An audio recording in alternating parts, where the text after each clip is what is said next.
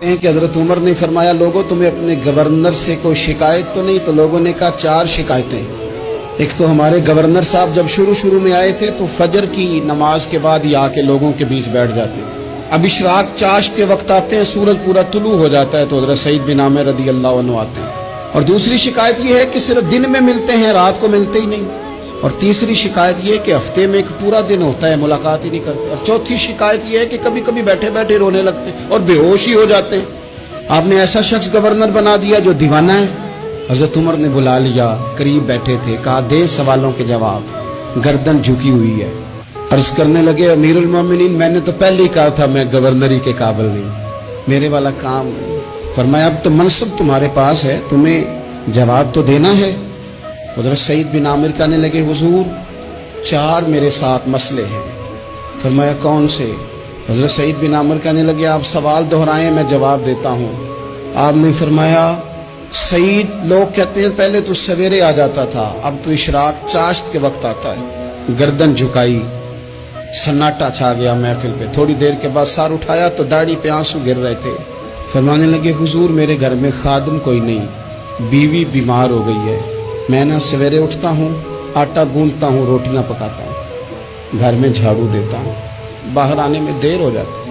پہلے جواب پر ہی لوگ رونے لگے، آنسو نکلنے لگے۔ حضرت عمر رضی اللہ تعالیٰ عنہ بھی روئے۔ پھر فرمایا کہ سعید تو دن کو ملتا ہے تو رات کو کیوں نہیں ملتا؟ اپنی داڑھی پکڑ لی،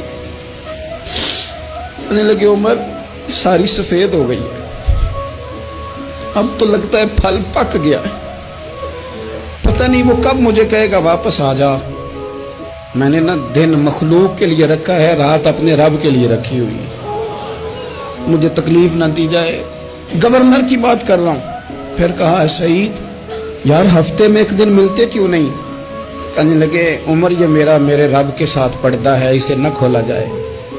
میرا پردہ ہے نا، میں نے اپنے رب کے ساتھ اپنے پردے رکھے ہوئے ہیں۔ فرمایا نہیں آپ بتائیں۔